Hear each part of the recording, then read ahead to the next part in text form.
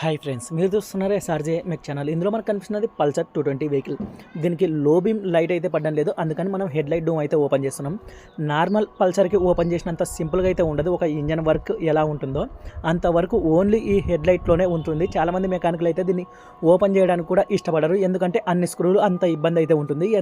సింపుల్గా ఎలా ఓపెన్ చేసుకోవాలి అని నేను మీకు అయితే ఇందులో అయితే చూపిస్తాను. మీరు ఫస్ట్ ఎంసీలు ఓపెన్ చేసిన తర్వాత ఈ సైడ్కు ఉన్న స్క్రూలు మొత్తం అయితే ఓపెన్ చేసుకోవాలి, అటు సైడ్ ఇటు సైడ్. తర్వాత కింద 8 సైజు బోల్టాలు అయితే 2 అయితే ఇచ్చింటాడు. అటు సైడ్ ఇటు సైడ్ 2 సైడ్లు అయితే ఉంటాయి మనకి. ఆ 2 ఓపెన్ చేసుకున్న తర్వాత మళ్ళీ నెంబర్ ప్లేట్ కింద అటు సైడ్ ఇటు సైడ్ కూడా 2 స్క్రూలు అయితే ఉంటాయి. తర్వాత మీటర్లో మనకి ఇక్కడ చెయ్యి అయితే లోపల నేను చేయి పెట్టా, అక్కడ 2 10 సైజ్ బోల్టాలు అయితే ఉంటాయి మీటర్కి సంబంధించినవి. ఆ బోల్టాలు ఓపెన్ చేసిన వెంటనే మనకి మీటర్ అయితే పైకి వస్తుంది. మీటర్ పైకి వచ్చిన తర్వాత ఇక్కడ 4 బోల్టాలు అయితే 10 సైజ్ అయితే ఉంటాయి. అటు సైడ్ 2 ఇటు సైడ్ 2. ఆ ఓపెన్ చేసిన తర్వాత మిర్రర్కి వచ్చేసి 10 సైజు నట్లు అయితే ఉంటాయి. ఇవి ఓపెన్ చేసామంటే సింపుల్గా అయితే బయటకి అయితే హెడ్ లైట్ డూమ్ అయితే వస్తుంది. ఇటు సైడ్ మిర్రర్ మనం ఓపెన్ చేయకుండానే బయటకి అయితే వచ్చేసింది. అది ఎందుకన్నది కూడా నేనైతే మీకు క్లారిటీగా అయితే చూపిస్తాను. ఇక్కడ దీని క్లాంప్ అయితే కట్ అయిపోయింది. ఓన్లీ అది డూమ్ పైన ఇన్ని రోజుల మీటర్ అయితే సీటింగ్ అయితే ఉంది. ఇప్పుడు మనం ఎలాగో ఓపెన్ చేసాం కాబట్టి ఆ క్లాంప్ ఏదైతే కట్ అయిందో దాన్ని గ్యాస్ వెల్డింగ్ అయితే చేయించడం అయితే జరుగుతుంది.